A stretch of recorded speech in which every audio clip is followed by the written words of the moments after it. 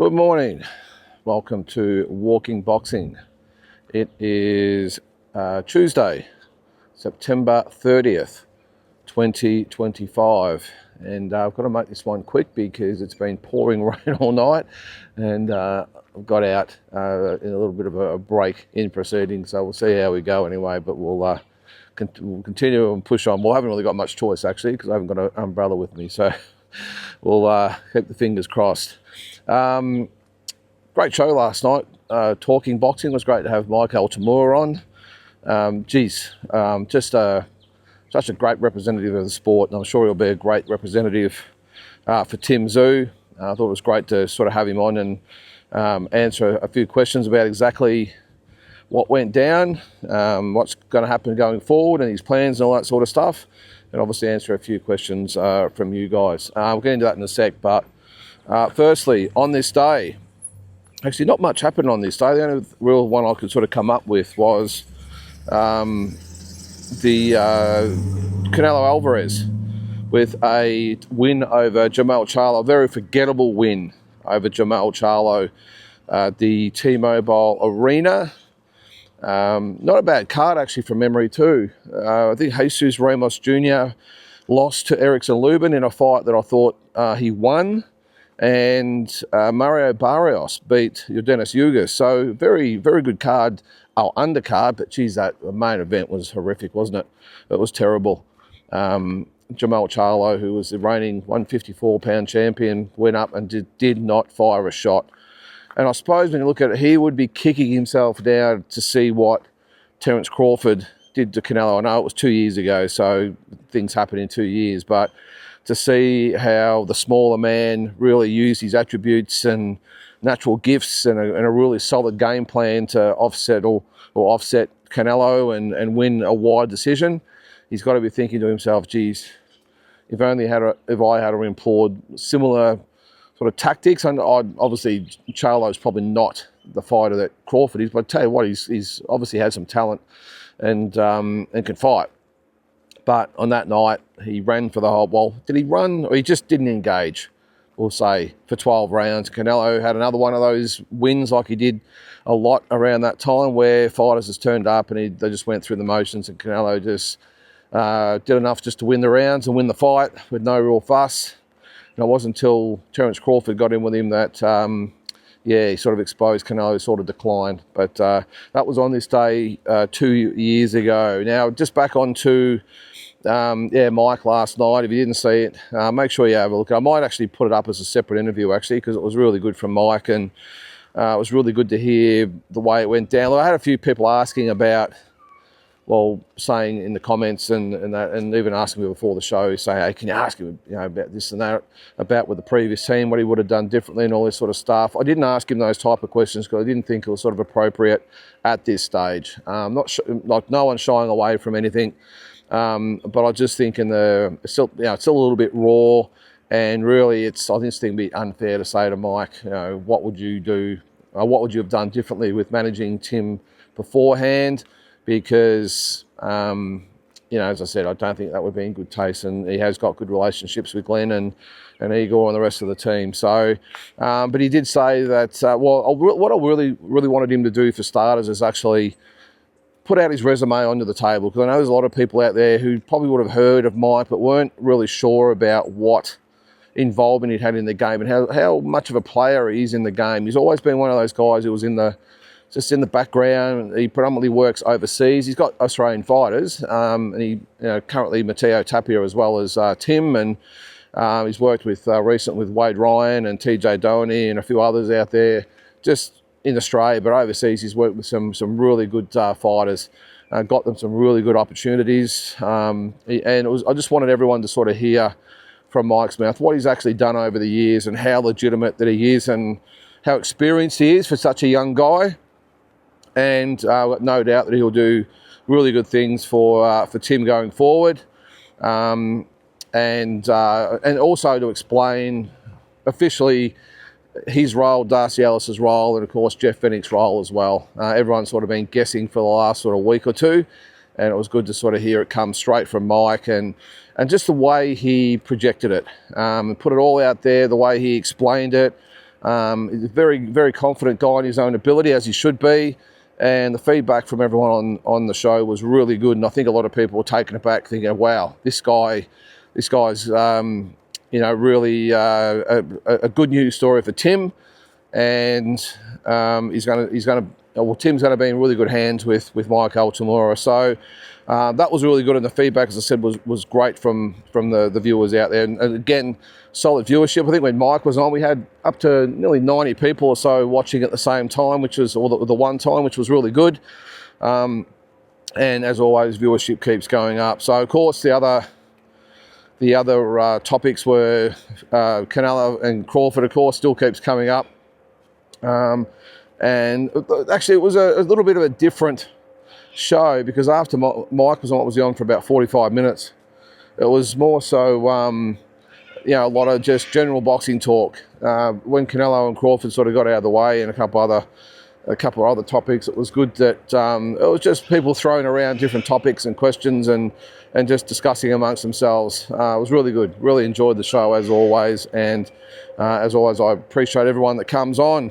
All right, let's comes on to watch, I mean. So let's talk about today's news. And just speaking of Canelo Alvarez, not good news for Canelo, because he has had to have elbow surgery and will be out until possibly the second half of 2026, which is not good news for a guy that will probably want to get back in there pretty quickly. He was supposed to, possibly be on the big February card they're planning in Riyadh. Not sure what's going to happen with that. Turki Al-Sheikh did say that they are still planning a massive card in February, and was hoping that maybe David Benavidez and Devin Haney will be part of it. Not so sure that's going to be the case, considering they're both fighting in November. So a 3-month turnaround. I'm not sure both of those guys will want to do that, especially Haney, who doesn't really like to fight that often. Possibly Benavidez, but I doubt it. But either way, there'll be a massive card then. And I think the initial thoughts were that Canelo would possibly fight Chris Eubank. Obviously, that's not going to happen now. Chris Eubank's fighting in, is it October? November, I think it is. Yeah, November 15th, 14th, whatever it is. It's in November. So you wouldn't have thought that he would want a quick turnaround in February either. But anyway, so maybe it's worked out best that Canelo can't fight until later in the year. But yeah, that elbow injury, it wasn't really much said about it in the lead up or afterwards even. It's just sort of come out of nowhere, really, that he's out until possibly, it's not guaranteed, but possibly the second half of 2026. So what happens to Canelo then? Who will be around? Who will have the belts? Is Crawford going to go down? Will he still be around? I doubt it by then. I think he'll be at 160. Who will have the belts? Who will be the biggest fights for him? It's a long time away. It's over a year. So, yeah, as I said, not great timing for Canelo Alvarez to have his injury now. Or maybe, could it possibly be maybe a blessing in disguise? I don't know. It's probably, if you look at it two ways. He's always fought pretty regularly, Canelo, 2 to 3 times a year. He sort of has a fight, takes a quick break, and he's back into training for his next fight. So maybe, just maybe, the fact that he's got to be out for a year might just actually refresh him, and he might come back with a little bit more vigour and energy. Who knows? But at 30, what will he be? 35 by about that stage. Yeah, not ideal for Canelo Alvarez. On some other news with that sort of side of things, with Turki Al-Sheikh and Dana White and all the rest of them, there's Zuffa Boxing that they've got going. Now, this has been around, a few years ago. Dana White tried to get this off the ground, and it's never really been successful, but they've just signed a deal with Paramount Plus, and apparently this is going to change the way boxing is viewed for forever. It's all the, what's a new platform? I'm not sure whether Paramount's actually ever done any shows before. Of course, Amazon Prime does it now, Netflix, of course, and DAZN and a few others. But now that Paramount Plus has thrown their hat into the ring, 12 shows per year. This was reported sort of month or two ago, by the way, but now it's all been made official. That they're going to do 12 shows per year. Really going to try and bring the UFC model to boxing. Now, I suppose the argument's got to be, is it a good thing, bad thing? I think all this sort of stuff could possibly be a good thing for boxing. The more now streaming services involved, I know it's another service you're going to have to pay for, which is not ideal. Yeah, to have all these different options available now, I think it's fantastic, and different mediums to watch it, and just different ways to get what you want out of the sport, and more money being thrown around. I think it's great. So that is what's happening with Dana White and Zuffa Boxing. What else is going on today? Let's have a quick look. Now this is probably not the most the best thing to be speaking about on this, but of course Ricky Hatton passed away a couple of weeks ago, and his funeral is October the 10th, and Eddie Hearn actually commented on Ricky's situation yesterday about the need to maybe invest more in fighters after they're finished. And Ricky had some problems outside the ring, and look, it's probably good in theory, I suppose, but how do you really know what goes through people's heads that makes them do what they do? And Eddie just, look, it's a good concept. Eddie just said, look, the boxing fraternity needs to do more for the fighters after they've finished. They sort of get forgotten about a little bit. But Ricky wasn't one of those types of guys. I mean, at that level and in this type of sport, you've got people who have massive chasms to fill as far as the adrenaline rush, the thrill of the action, the adulation they get, and just the thrill of competing and throwing hands with someone else. It's very hard to sort of match that in retirement. And as I said, a lot of them just get forgotten and put to the wayside and left to their own devices. But Ricky was involved in the sport. He was a trainer, manager, promoter. He was on the speaking circuit as well. He was heavily involved in the sport, and this still happened. I think lots of people knew Ricky's situation and really did everything they could to help him out and be around him. He had a really good circle of friends and the millions of fans around the world, especially in England, of course, and it still wasn't enough. So I don't know what the answer is, but I've always said that there should be definitely some financial sort of help out there for a lot of past boxers. But again, Ricky wasn't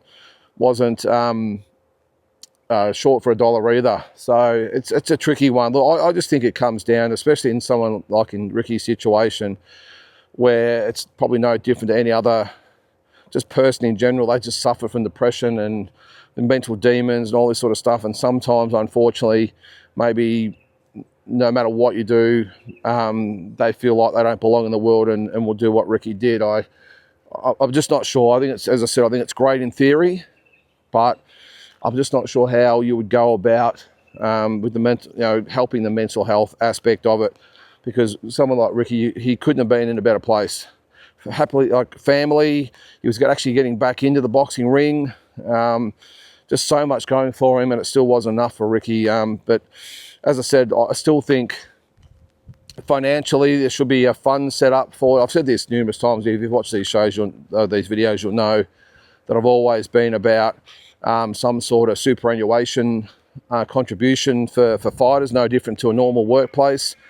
And the way that would work would be a fund, like a superannuation account for fighters, where the promoters have to pay a percentage of their purse that goes into the superannuation account, and they can access it after they're finished. Because once the promoters and the fans, well, not really the fans, but promoters and all those broadcasters are finished with them, it's like over the shoulder, see you later. So that's what I think would be a great idea financially. But again, that wouldn't have helped Ricky. And you would have seen on social media, I'm sure, the gathering at his, I think it was they had a vigil at his house, but I think they did something at his gym as well, where the family and all that were there, and a lot of fans, and they released the balloons into the sky. Just sad, and to see his family there, obviously upset as they would be, but just I still can't get my head around that Ricky Hatton's gone. You know, such a massive part of the sport and such a massive personality. But to see him gone, yeah, it shows that anyone can be vulnerable out there. So look, I think it's good that at least Eddie's talking about this. There are some good people in boxing who aren't just out to rape everyone for every dollar. So I'm sure if Eddie sort of got behind this, and maybe in conjunction with Oscar, and I suppose the one that would be probably the main one that could really do something about it is maybe Turkey Al-Sheikh with all the money he has to set up different things. But don't know. I think sometimes in society, it doesn't matter when it comes to mental health, doesn't really matter what you do. People have just got issues regardless of their wealth or the people in their lives or whatever it might be. Yeah, but Ricky aside, it is pretty hard for a lot of fighters out there. I mean, I know when I finished up, I was lucky. I had a business I was about to open and a family I wanted to start, and I was really lucky in that respect. But on a really lower level, I could see, I've got a lot of friends who are in the industry who really struggled with it and really battled with their place in society, in life.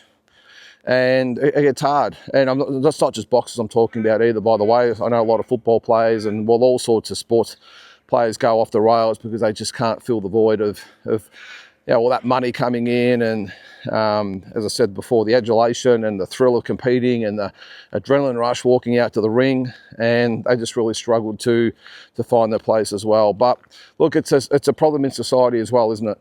That a lot of people out there have problems, but mental health and everything around the world is probably at sort of record levels, isn't it, as far as the problems go. So, but as far as the boxing goes, as I said, it's great that Eddie is at least talking about it, and hopefully in conjunction with some of his cohorts, they can maybe do something about it. But again, I'm not sure. If you've got mental health problems, you've got mental health problems, and it's hard for me to talk because I haven't got mental health problems, so I don't know what sort of goes through their heads. But Ricky's an example of someone that has everything, and still wasn't enough. So let's hope that at least the fighters out there know that there's maybe something there for them. Maybe that might be the thing, that if they realise there's actually help there for them, they can approach those in charge of it rather than thinking they're on their own and no one to help them. I don't know. I mean, I'm just sort of going around in circles because it's one of those issues that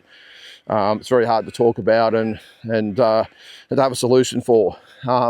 But I will stick by my comments that there definitely needs to be something in place as far as monetary help for fighters after they finish, because so many of them are just left on the scrap heap and left to fend for themselves, living on the streets, homeless, broke, all the rest of it. Just not a way for our heroes to go off into the sunset.